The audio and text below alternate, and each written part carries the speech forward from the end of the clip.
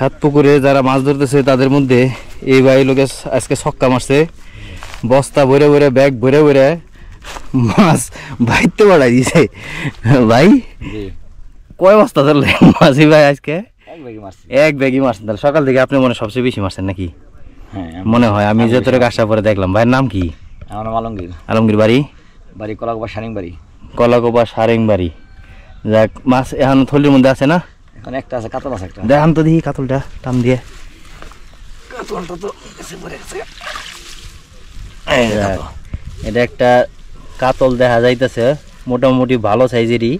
আসলে এক ব্যাগ ভরা এরকম, এই যে এরকম একটা ব্যাগ ভরা মাছ বাইতে পাঠাই দিছে।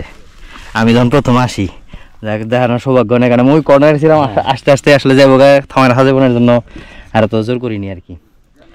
তাহলে আপনার তো মনে হয় সৌভাগ্য আজকে। ভাইয়ের কি এটা মনে করেন শখ নাকি এটা নেশা এক প্রকারের? নেশাই আমার এটা। এমনি কি কাজ করেন আপনি? আগে বড় বাস চালায়, মানে বাস চালায়, মানে একটা দোকান আছে। আচ্ছা আচ্ছা, কোন জায়গায়? আমতলা। আমতলা, নবগঞ্জ আমতলা। হ্যাঁ আচ্ছা, তার পাশাপাশি লেগে যখন এরকম পাশাপাশি টিকিট টুকিটে যাই, নদীতে মাছ মারি। আচ্ছা, বসি টসি বেশি, ডিম বেশি, পিঁপড়া ডিম বেশি পাইকারি ঢাকায়। এটা কিন্তু ভালো বিজনেস। এখন কিন্তু পিঁপড়া ডিমের যে বিজনেস, ভালো বিজনেস চলতেছে। ঢাকা 3-4টা দোকানে পাইকারি দিই। আচ্ছা আচ্ছা, দেখেন একটা হিট উড়াই পারেননি।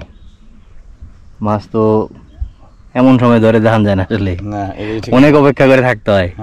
অনেক অপেক্ষার পরে যদি একটা ধরে আর কি। সবটি ভেটকায় কাতল। আচ্ছা, মাছের মানে টোনের টান দেখে আপনারা বুঝে যান যে আসলে কি ধরনের মাছ টানতেছে। এটাই হচ্ছে অভিজ্ঞতার ফসল।